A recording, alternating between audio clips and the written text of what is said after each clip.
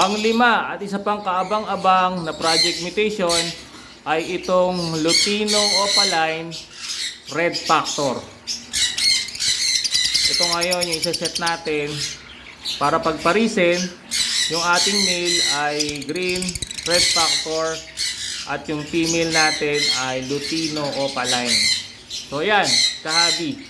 Isang napakaganda at kaabang-abang na mutation ang aasahan natin lalabas mula sa project mutation na to.